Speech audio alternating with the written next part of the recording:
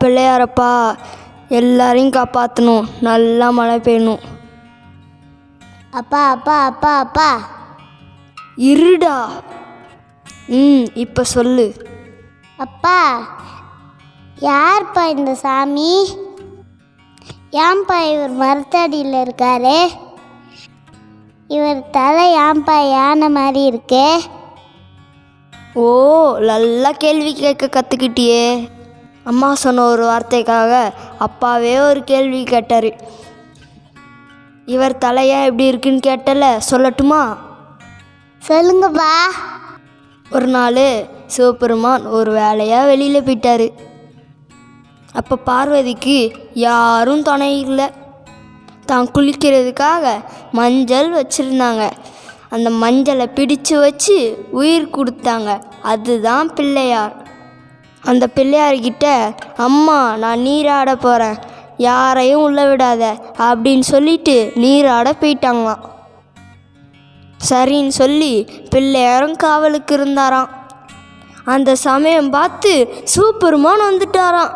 அவரை தடுத்து நிறுத்தி எங்கள் அம்மா குளிக்கிறாங்கன்னு சொன்னாராம். சிவபெருமான் என்னே தடுக்கிறியான்னு கோபப்பட்டு பிள்ளையாரோட தலையை சீவிட்டாராம்.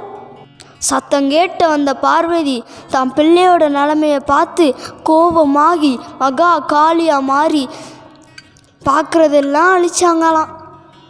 காளியோட கோபத்தை தாங்க முடியாத தேவர்கள் சிவன்கிட்ட போய் எங்களை காப்பாற்றுங்கன்னு கேட்டாங்களாம்.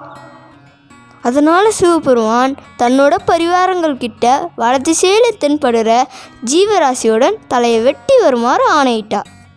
அப்படி போனப்ப அவங்க ஃபஸ்ட்டு யானையைத்தான் பார்த்தாங்க. அந்த யானையோட தலையை எடுத்துகிட்டு வந்து பிள்ளையாரோட உடம்புல ஒட்டுனாங்க.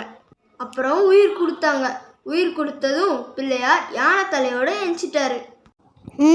புரிஞ்சிச்சுப்பா. ஏன் இவர் எளிமையான கடவுள் சொல்கிறோம்? இவருக்கு இந்த கோவிலில் தான் கும்பிடணும், இந்த கோவிலில் தான் கும்பிடணும் அப்படின்னு எதுவும் இல்லை.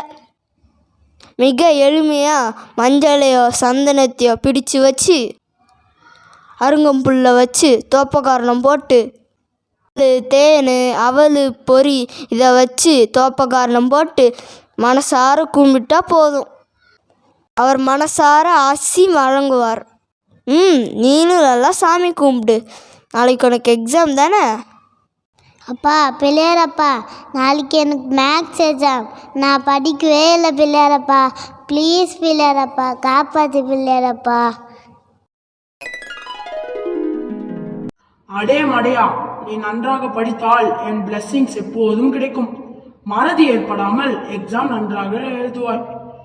அதை விட்டு படிக்காமல் என்ன வேண்டினால் ஒன்றும் நடக்காது ராஜா. ஐயோ கணேசா, மன்னிச்சிடுப்பா. நான் படிச்சுட்டே எக்ஸாம் எழுதுறேன். Do your best and God will do the rest, பக்தா.